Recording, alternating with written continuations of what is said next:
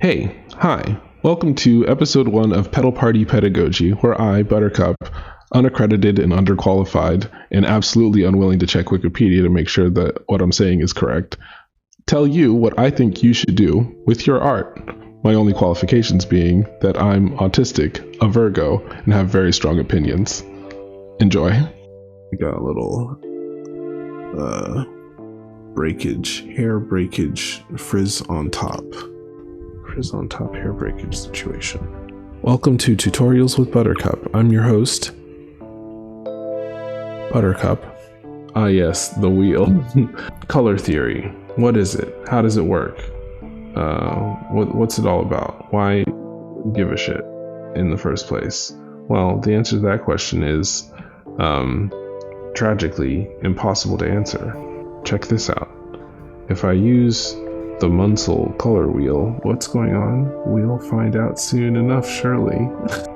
Okay, we've got a Munsell color wheel, which is like a sort of 3D way of thinking about color, because you can make a 3D representation of it and it'll show all these colors and also saturation and also brightness and darkness or value. So you can get hue, saturation, and value all in like a 3D thing. The reason why I have these two color wheels here is because one of them is like the real light version of a color palette. We've been taught in school that like the primary colors are red, blue, yellow, and the secondary colors are purple, green, and orange. Like, this was very helpful. It was useful. It got us by. But in reality, as we did more research about how light works, we found out that this is a lot more accurate.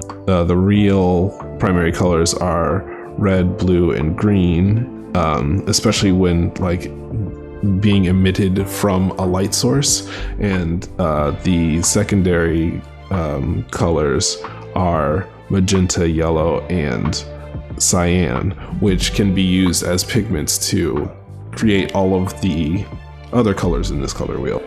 The weird or unfortunate or like maybe kind of cool thing is that because the other one, the Roy G. Biv color wheel, has been drilled into our heads so much for so long and under specific circumstances, this actually like is more familiar to people for the most part. There was a person who was asking me about color theory, and I was explaining to them that colors are the light version of sounds, and they were like, okay, what do you mean? And I was like, if I got my guitar and just played the note C, there are some people who have like perfect pitch who can tell exactly what that note is. If you just have like a single bright wavelength of red, like, yeah, you can like see like, yeah, that's red. There's technically an infinitesimal number of wavelengths of red, because within just the spectrum of red, there are a bunch of different specific wavelengths of red. But like, if you want a red to look really brilliant, you juxtapose it against another color. It's similar to how in Western music we use like major scales instead of using like all of the different notes in conjunction with each other and finding like different ways of communicating those things. So like if someone decided they wanted to make a color wheel that was based on different intervals and distances between the colors, they might be able to make the color space version of the blues, or the color space version of like Hindu classical music.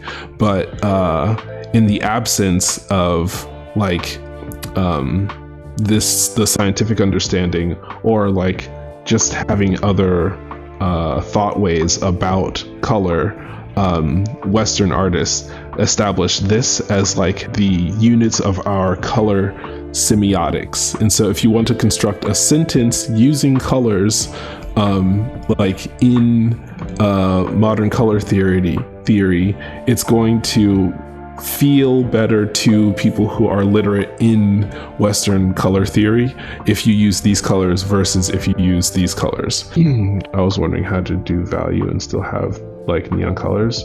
Okay, so here's the thing is that like you can't. Fun fact, each individual factor like affects the others. So if you make a color darker at a certain threshold, it'll reduce the saturation without like there's nothing you can do about that.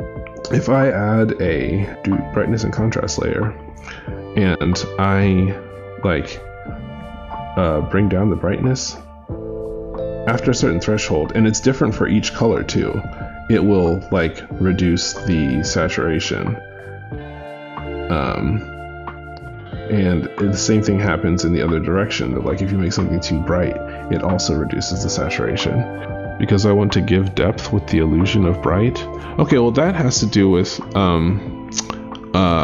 juxtaposition significantly more than like the actual colors. Draw it in isolation.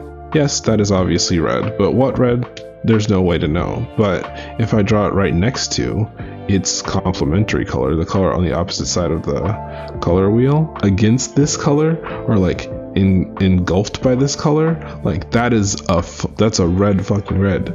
I've been in my teal purple bag. Okay, so teal and purple tend not to go intuitively together very well.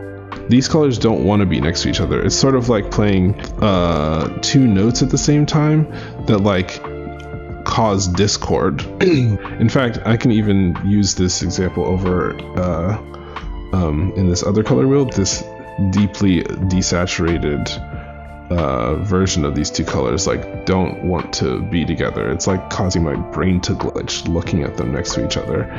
Increasing their saturation, they still don't want to be together. Like they hate this. My eyes hurt looking at this. Like the colors don't want to be next to each other in this way. Maybe under the right circumstances they might, if you have them like playing off of each other in a different color space. If you have two notes playing off of each other in a different musical context, like they can sound good, but like you have to be very knowledgeable about where and how you want to introduce those things for the purpose of like making it sound good. But if you just like want to go easy peasy lemon squeezy, let me just like put things together that like we know go together, the go-to feel good color palette is to use the primaries or secondaries from this specific color space, because this is like what we've sort of been trained to understand as like, okay, yeah, these things go together. Now, that doesn't mean that you need to do that, but I do think that it's a lot simpler given the circumstances, knowing that our brains have been trained to like look at these things and feel a certain way about them and communicate to other people certain things about them, that like it's more broadly beneficial to use these. But because there are tertiary colors in this color palette, you can also build things based off of that. And this is going to like feel weird to a lot of people, but it also still feels really colorful. So like, let's say we use like vermilion, lime, and indigo. Like this feels weird compared to red, blue, yellow, but it's only but because it's just like a little bit off, it feels like less expected, even though it's following the same rule. Funnily enough, right? Like very clearly teal and Tyrian don't want to go next to each other, but amber offsets how they feel next to each other. So like if you have like, this is sort of what I was talking about like having knowledge about how color spaces work. Tyrian and amber do want to be next to each other, and teal and amber also like being next to each other, but Tyrian and teal don't want to be next to each other. I'm going to give a quick example brief example of what it feels like to try and use the Munsell color space. But so you kind of see that, like, even though these colors like harmonize, they're not within our like usual language space for how to communicate colors. These colors do still like functionally do something to each other. Like there is a potential language being built here by using these colors, but it's not the one that like our brains have been trained to look at. This is definitely something that like can, and I think might be high utility to try and experiment with, but like you gotta at least understand what it is that you're doing linguistically with these colors in order to I feel effectively experiment with these colors. Strategically, sometimes it's helpful to, if we're using the Roy G. Biv color scheme, rather than just straight up use a trinary color scheme, to use a binary color scheme. So you use a color and its opposite.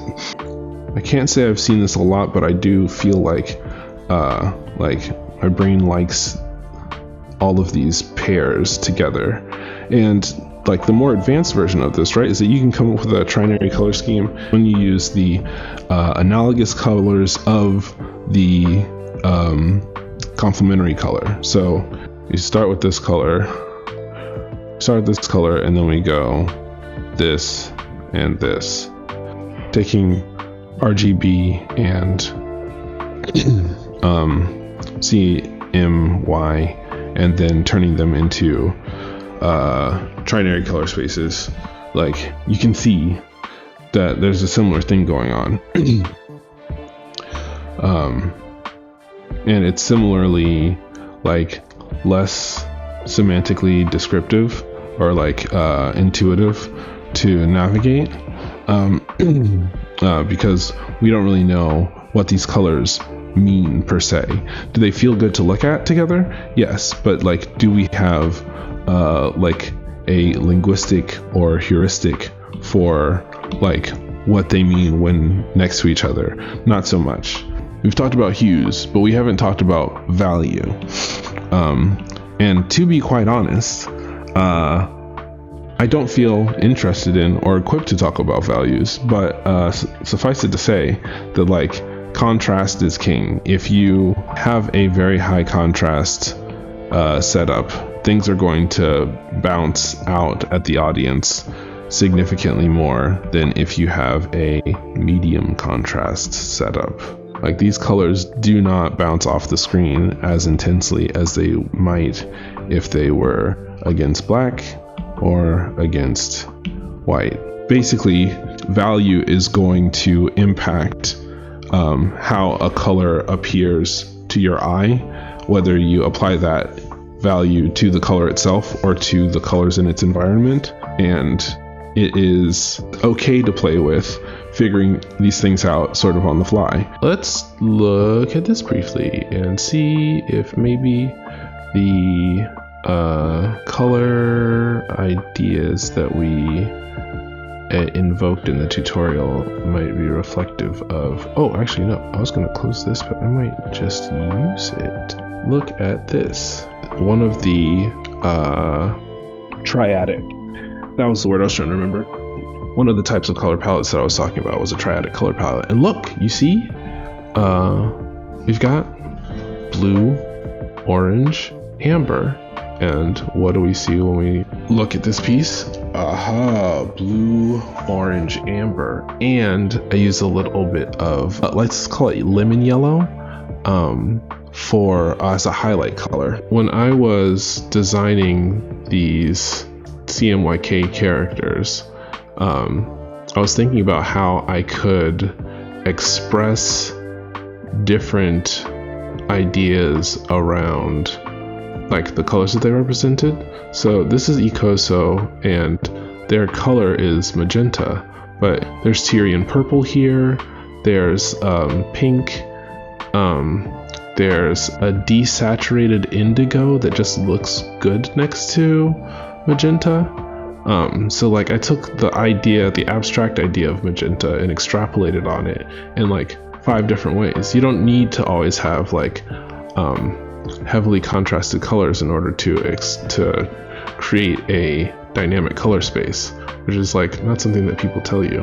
I hope that this helps folks to better understand color theory on some level, but it was a genuinely pleasurable experience making all these discoveries for the purpose of helping to better everyone's understanding, including my own, about color theory and how colors communicate different things. I may expound upon these ideas again in the future, but for the time being, I'd just like to thank you for experiencing episode 1 of Petal Party Pedagogy with me, your host, Buttercup, animator, illustrator, and sequential artist. And I hope that you have a fantastic time zone and enjoy the rest of your week.